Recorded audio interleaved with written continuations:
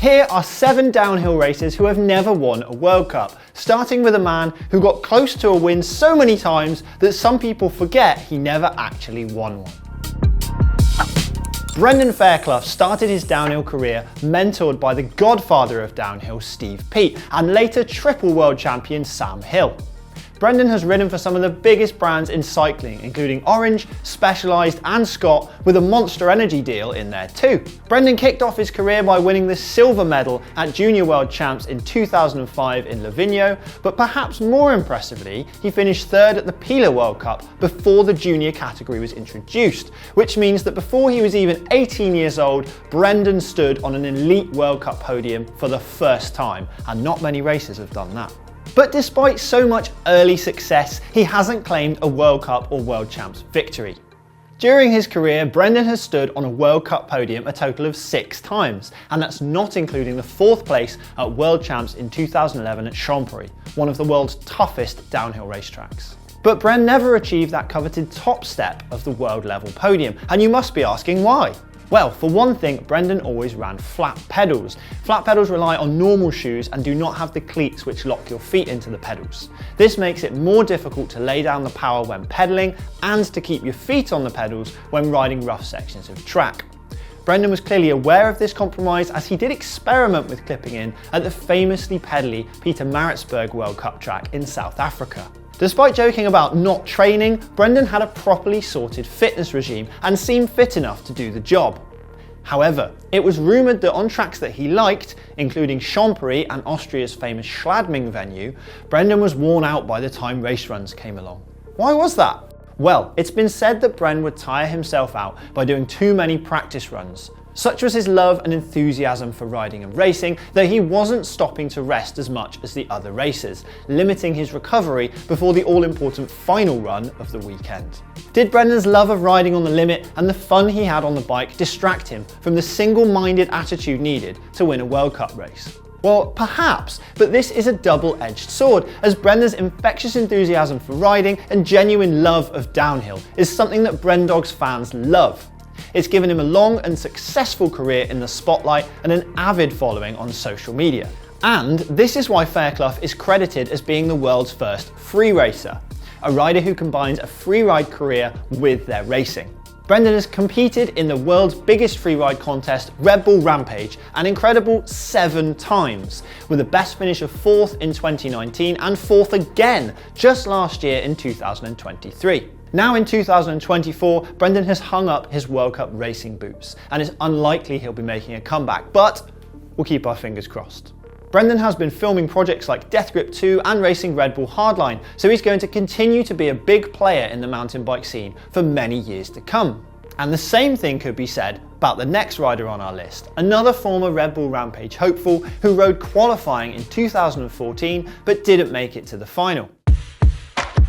Bernard started downhill racing from a young age at smaller regional events in his native UK, progressing to the national circuit before finally finding his feet in World Cup racing. After being sponsored by Pivot Cycles for such a long time, he's since landed a job managing their race team. In a bid to improve his performance even further, Bernard now lives in Dyfi in North Wales, which is the home of Red Bull Hardline.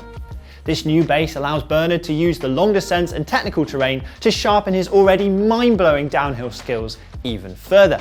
Bernard is the only racer to win Red Bull Hardline more than once, taking the top step of the podium there 3 times. If you don't know, Hardline is the world's toughest downhill race, and you can find out more about it here. But despite conquering Hardline on 3 occasions, Bernard has never won a World Cup downhill race. Bernard has stood on a World Cup podium 8 times, and that's not even mentioning World Champs, where Bernard finished 5th as a junior in 2009 and 5th twice more as an elite in 2016 and 2020.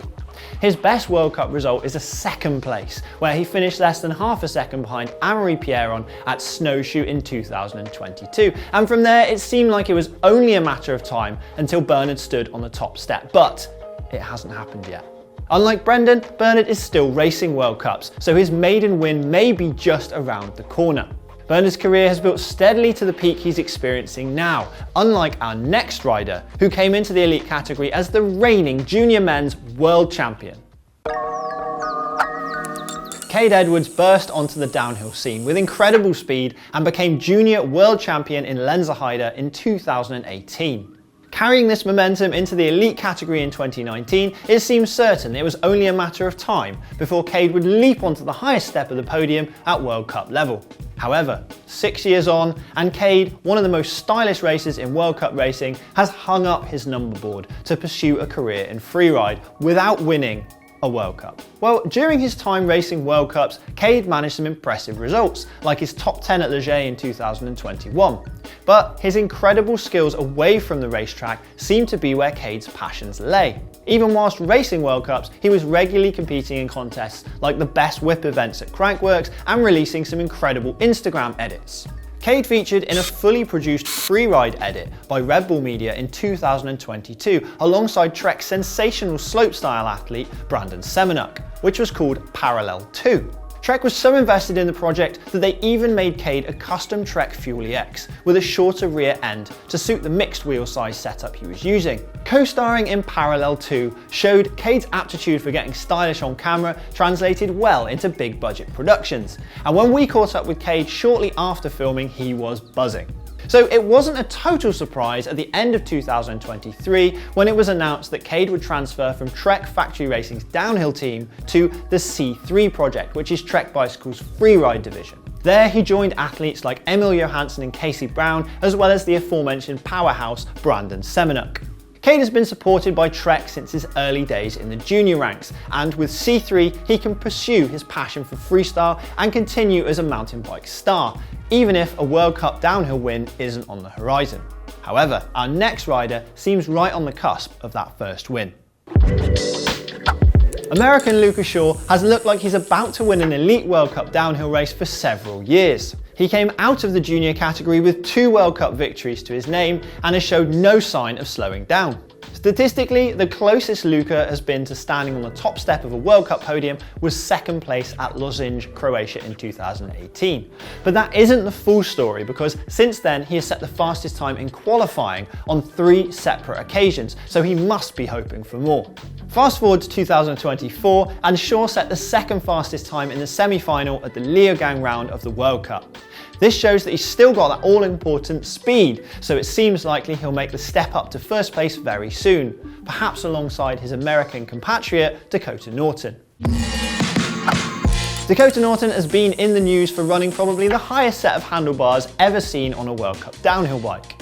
But there's more to Norton than ape hangers. His motocross background and incredible strength on the bike mean that he can find and hold lines on rough tracks at speeds that most riders can only dream of. Dakotah has an impressive 7 World Cup podiums, but never the top step. The closest Norton has got to a World Cup win was second place at both the 2023 World Cup in Loudenville, France, and the 2024 World Cup at Val di Sole.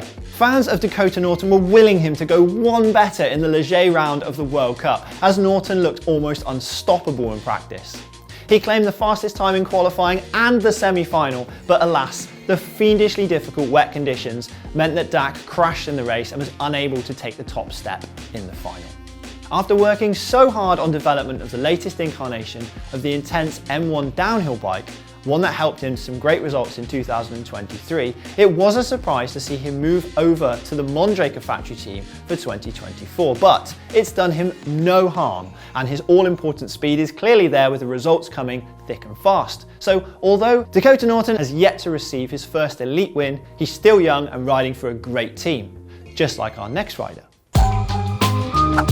Norwegian downhiller Mille Johnset was one of the stars of the junior women's category, with an under-18 World Cup win in 2018 at Val di Sole and a bronze medal in the Junior World Championships. Since then, she upgraded her best race finish to a silver medal in the 2019 Junior World Champs at Mont Saint Anne. However, the step up to elite women is a big one, and Johnset has yet to stand on the top step of the podium. The Canyon Collective rider is only 23 years old though, and continues on the hunt for World Cup victory, after contesting a full complement of top-level races again this year. Prior to 2024, Mille has scored 3 elite-level World Cup podiums with a best result of 4th place. Fast forward to this year, and Mille has finished a personal best 2nd place at the Ligier World Cup, so she's closer than ever to her maiden win. Another ultra-fast female racer is Slovenian Monika Hrastnik.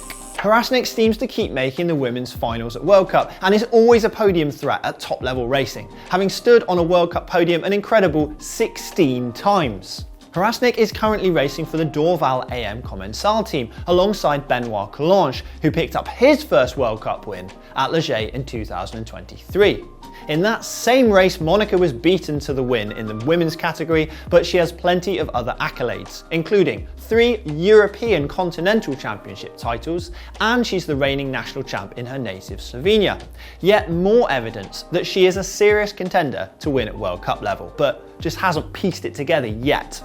Now, in 2024, she finished 3rd at Val di Sole and qualified 5th at Ligier before 2 crashes in her race run meant she finished 7th in the final. After so many podium finishes, surely Monika Hrastnik just has to win a World Cup in the near future.